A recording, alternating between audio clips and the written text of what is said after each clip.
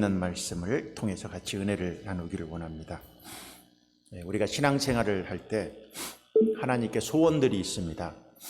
그런 소원들이 있으면 하나님께 그 소원을 아뢰고 또 그 소원을 들어주기를 늘 원하면서 살고 있는데, 그 소원을 하나님께 구하는 것도 중요하지만 그것보다 더 중요한 것이 무엇이냐면 하나님이 그동안 나에게 행하신 일을 송축하고 찬양하고 감사하는 일, 이 두 가지가 같이 병행되어야지 맨날 하나님한테 와서 나 이것 좀 주세요, 이거 부족합니다, 이것 좀 들어주세요, 이거 이루어 주십시오 하고 하나님 앞에 소원은 덜 아뢰고 하나님이 그동안 나에게 했던 일들에 대해서 찬양하고 감사하고 영광 돌리고 하는 일을 하지 않는다면 신앙에 있어서 바란스가 잊어버린 것이죠.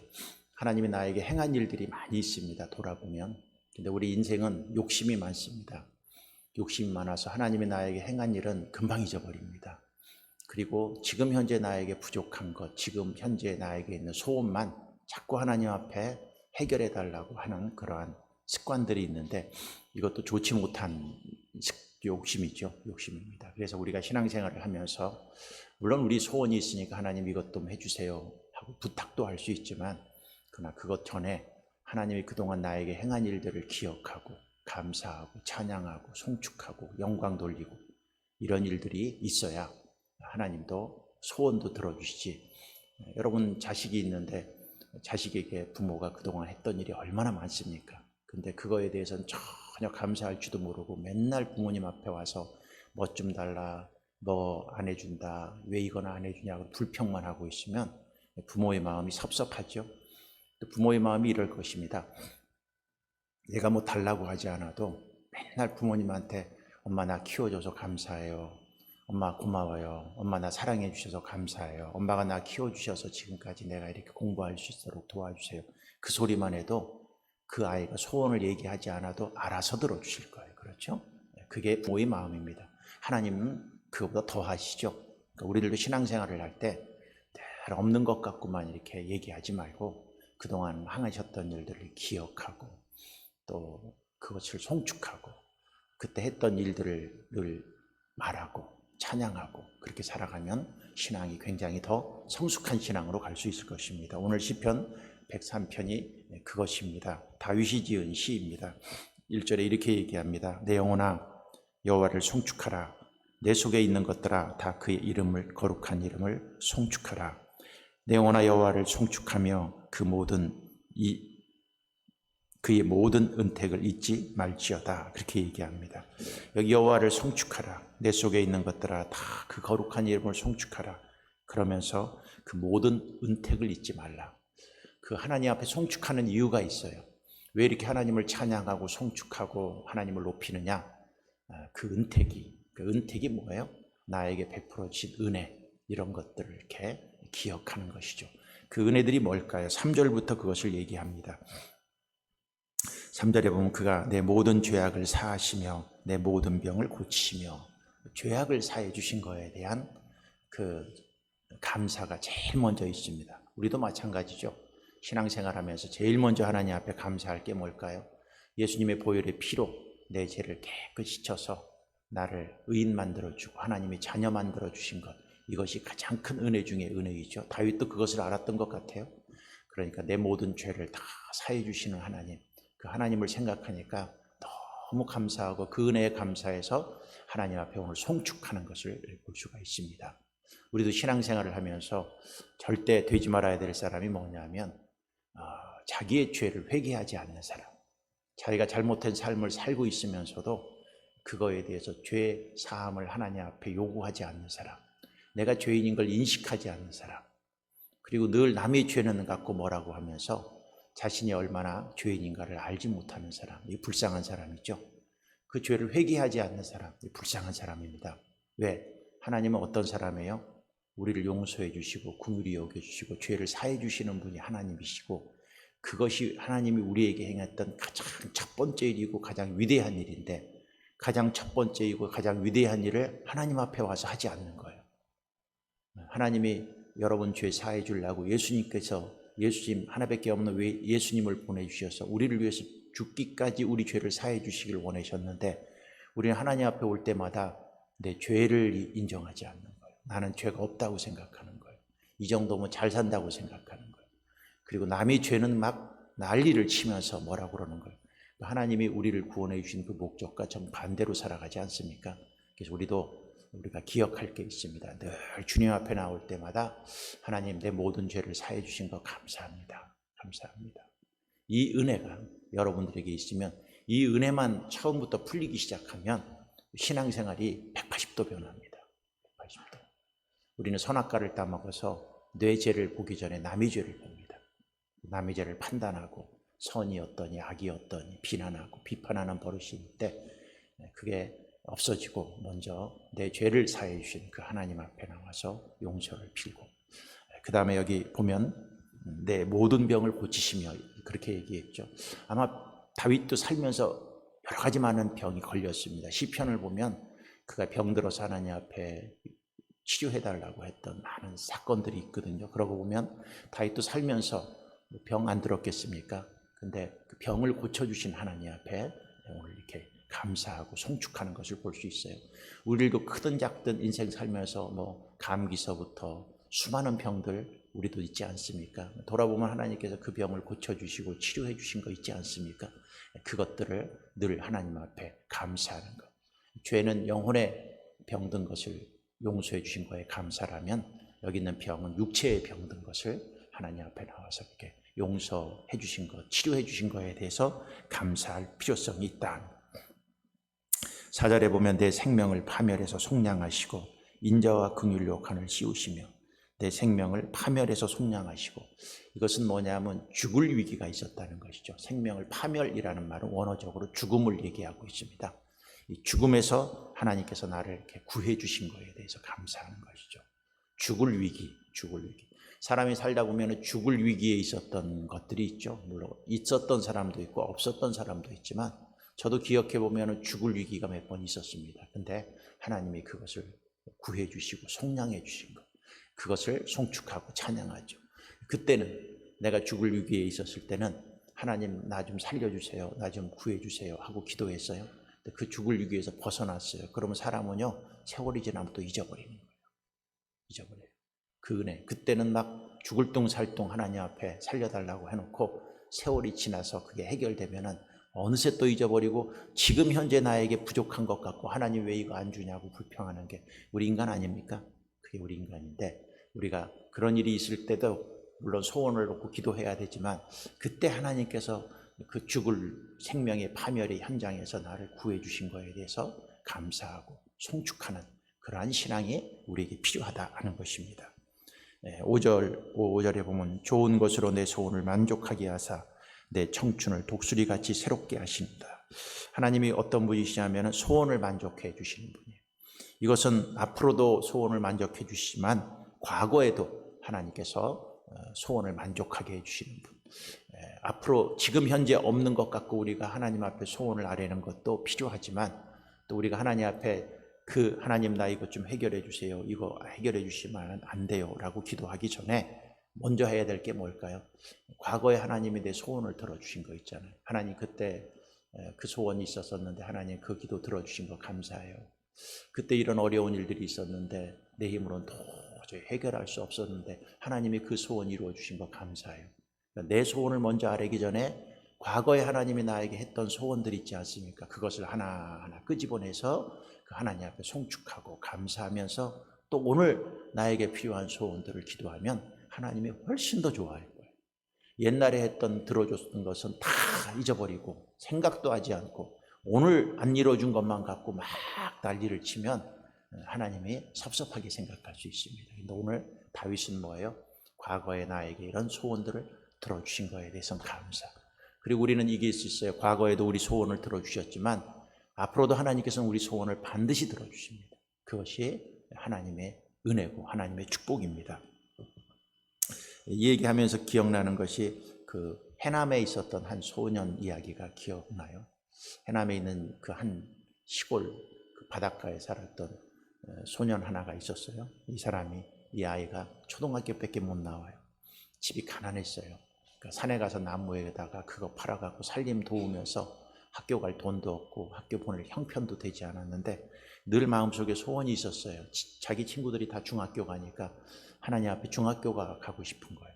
얘가 교회를 다녀, 주일학교를. 그래서 어느 날 하나님한테 중학교 가고 싶은 것을 기도하다가 어떡할까? 선생님 말씀이 하나님 앞에 소원을 얘기하면 하나님이 들어주신다. 그 얘기를 그는 믿음으로 받아들이고 그가 편지를 썼어요. 편지. 그 편지 내용은 뭐예요? 하나님, 나 중학교 좀 보내주세요. 내가 중학교 보내주시면 하나님을 위해서 내가 어떻게 살겠습니다. 갖고 편지를 쭉 썼어요.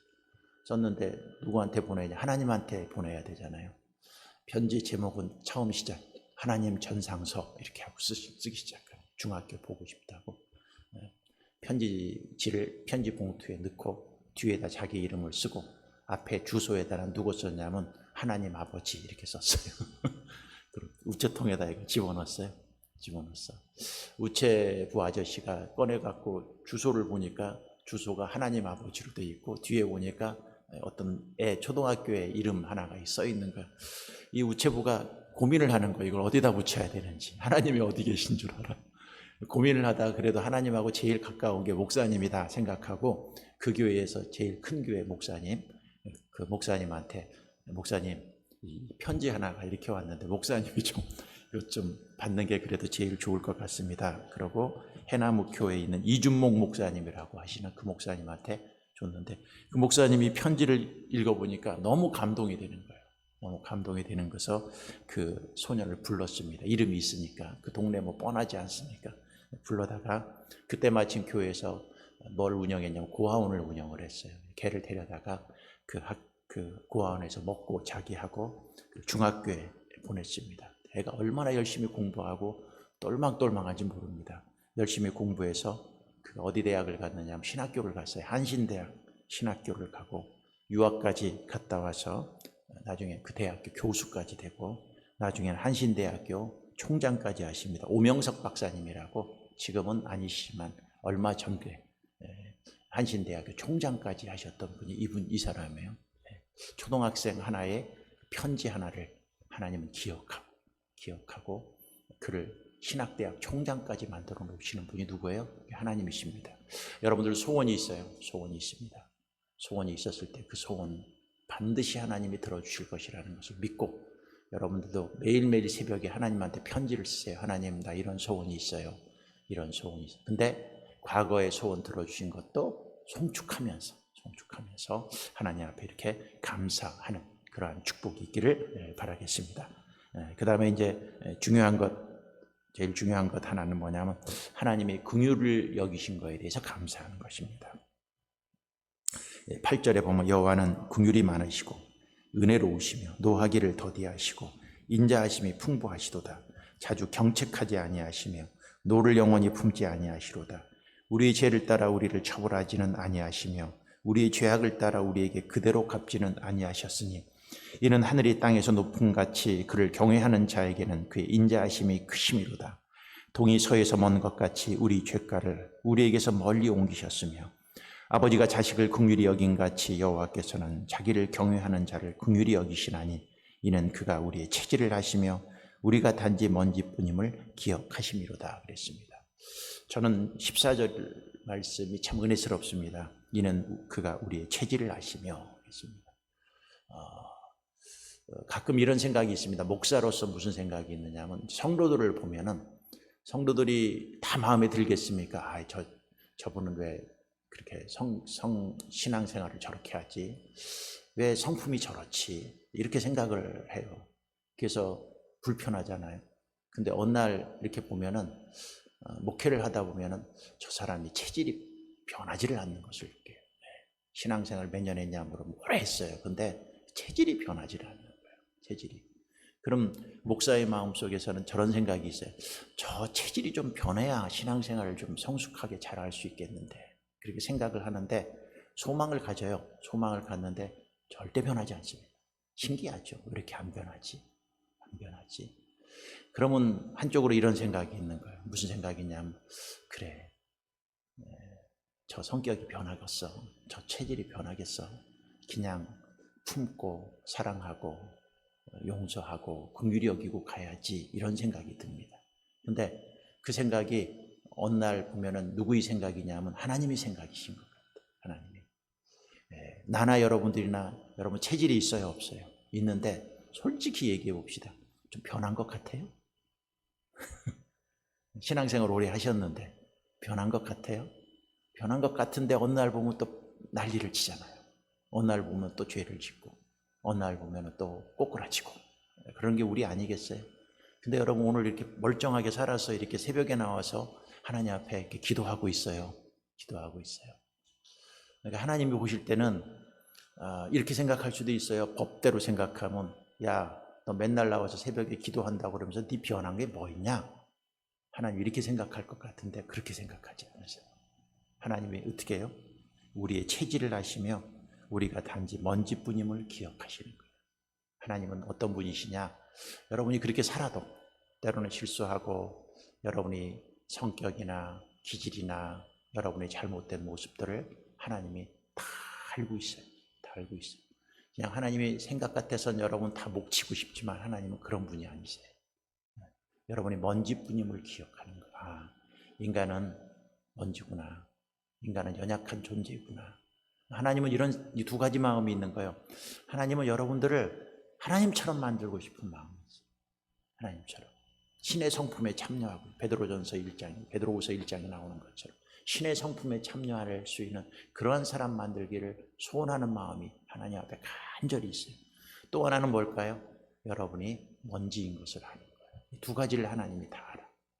그래서 신의 성품에 참여하고 싶은 마음이 있을 때는 하나님이 공의가 막 발동돼 갖고 잘못하면 막 혼내기도 하고 막 뭐라고 하기도 하고 징계하기도 하지만 하나님은 그것은 궁극적 목적이 아니에요. 여러분이 뭔 줄 알아요? 먼지임을 기억하는 거예요. 연약하고 부족하고 또 연약함을 아는 거예요. 그래서 오늘 그 전에 있는 말씀이 그거예요. 8절부터 다시 볼까요? 여호와는 긍휼이 많으시고 은혜로우시며 노하기를 더디하시고 인자하심이 풍부하시오다. 자주 경책하지 아니하시며 노를 영원히 품지 아니하시려다. 우리의 죄를 따라 우리를 처벌하지는 아니하시며 우리의 죄악을 따라 우리에게 그대로 갚지는 아니하셨으니. 이 말이 은혜스럽지 않습니까?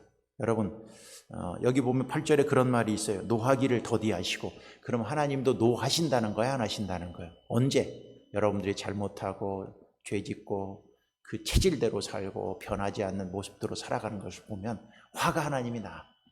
화는 나는데 하나님 그 화를 더디하셔. 자주 내지를 않으셔. 자주. 왜? 여러분의 체질을 아시기 때문에. 만약에 하나님이 신의 성품에 참여하려고 목적을 두었는데 그 신의 성품에 참여하지 않고 맨날 먼지처럼 살아가니까 화가 나는데 만약에 그때그때마다 여러분들을 벌했으면 살아남을 사람이 있을까요? 없을까요? 아무도 없습니다. 우리는 아무도 살아날 사람이 없습니다. 그저 하나님이 우리에게 있는 것은 뭐예요? 노하고 싶어도 더디하시고 또 여기 뭐예요? 자주 경책하지 아니요. 보면 하루에도 수십 번씩 경책하고 싶어요. 근데 하나님 여러분의 체질을 아시니까 어떻게 해요? 자주 경책하지는 않아요. 경책하긴 하셔. 자주 경책하시지는 않고 노를 영원히 품지는 않아. 잘못해갖고 화가 났지만 영원히 품어서 여러분들을 멸하지 않고. 여기 보면 죄를 따라 우리를 처벌하지 않는다. 이것도 은혜스럽죠. 여러분 하나님이 죄를 따라 여러분들을 처벌했으면 여러분 살아남을 사람 아무도 없습니다.